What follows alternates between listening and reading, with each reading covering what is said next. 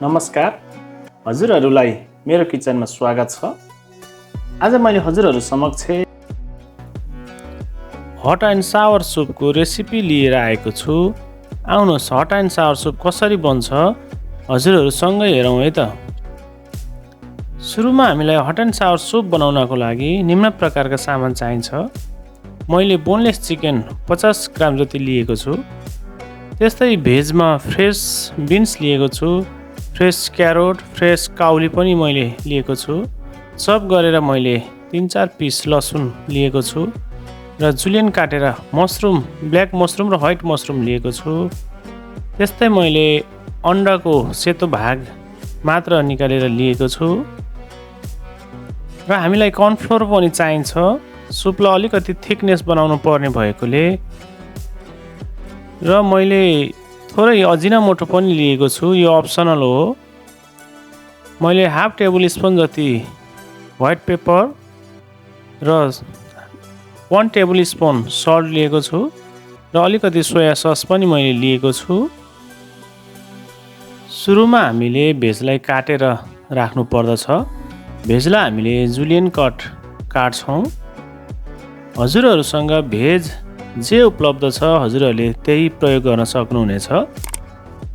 हजुरहरूसँग भएको भेज नै हजुरहरूले प्रयोग गर्नुहोला।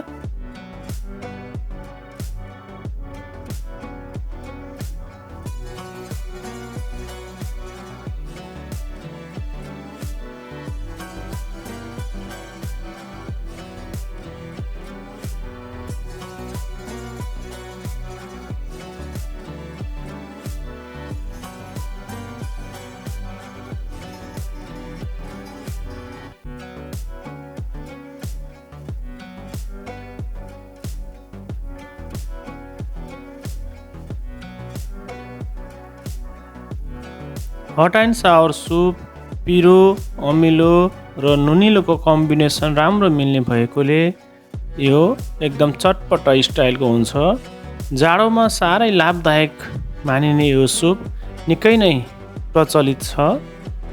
हजुरहरूले घरमा जाडोको समयमा बनाएर अवश्य ट्राई गर्नुहोला। मैले भेज पनि काटेर रेडी गरिसकेको छु। सुप बनाउनको लागि मैले एउटा भाँडा लिएको छु। त्यसमा हामीले पानी राख्नु पर्दछ। मैले 4-5 जनालाई पुग्ने गरी सुप बनाउन लागेको हुनाले मैले 1.5 लिटर जति पानी लिएको छु।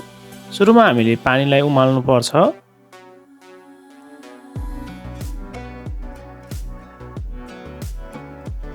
पानी उम्लिसकेपछि मैले यसमा चिकन राखेको छु। हजुरहरूले भेज सुप बनाउँदै हुनुहुन्छ भने सुरुमै भेज राख्नु होला। र मैले चप गरेको लसुन पनि त्यसमा एड गरेँ।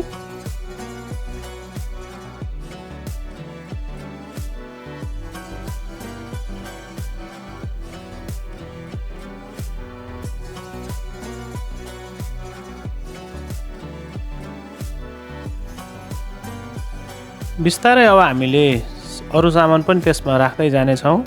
सुरुमा मैले भेज राखेको छु, सुरुमा काउली र त्यसपछि मैले गाजर राखेको छु।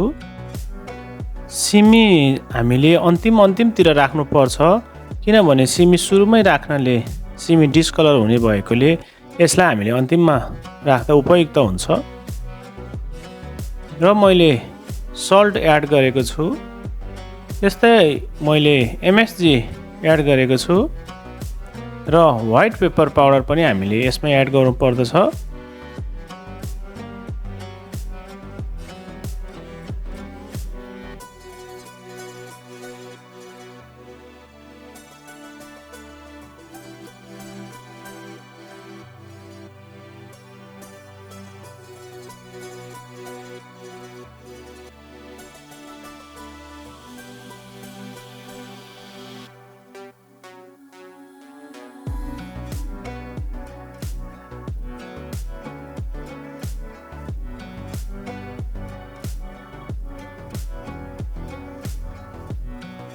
यसलाई एकचोटि राम्रोसँग चलाउनु पर्दछ।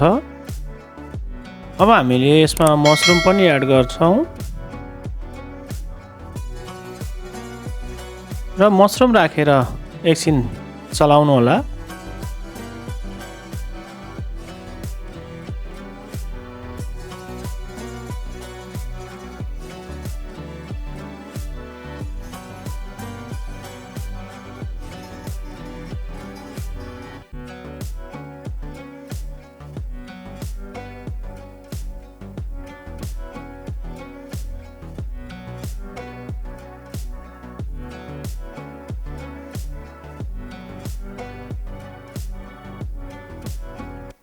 हाम्रो सुप उम्लिसकेको छ।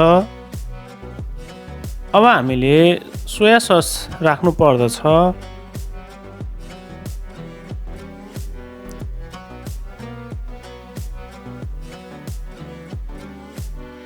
लाइट ब्राउन कलर आउने गरेर हजुरहरूले सोया सस राख्नु होला।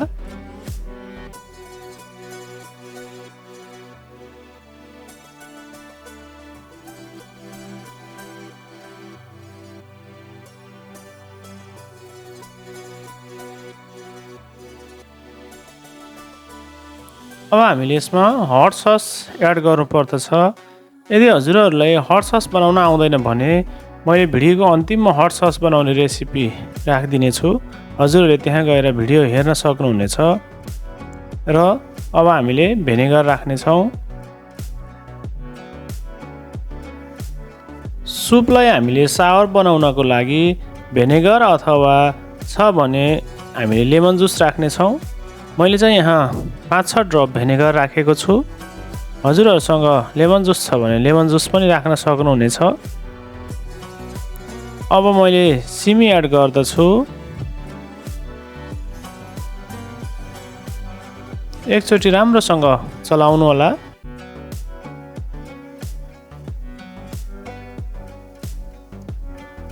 हामीले अघि लिएको कर्नफ्लोरमा थोरै पानी राखेर त्यसलाई ब्याटर बनाएर हामीले यसमा एड गर्नेछौँ। यो कर्नफ्लोरले सुपलाई थिकनेस दिन्छ। हामीले सुपलाई हल्का थिक बनाउनको लागि कर्नफ्लोर युज गर्छौँ। हजुरहरूले मेरो च्यानललाई अहिलेसम्म सब्सक्राइब गर्नुभएको छैन भने कृपया सब्सक्राइब गरिदिनु होला।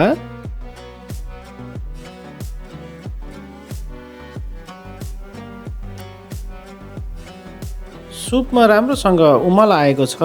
अब हामीले यसमा अन्डाको सेतो भागलाई एड गर्नुपर्दछ। र एकछिनपछि बिस्तारै यसलाई चलाउनु पर्दछ।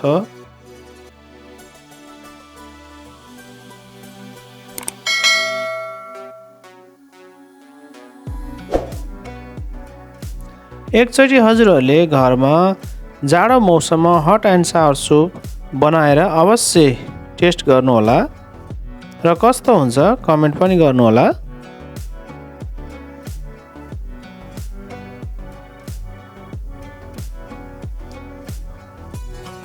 Hot and sour soup Chinese popular soup हो। यो निकै नै स्वादिष्ट हुन्छ।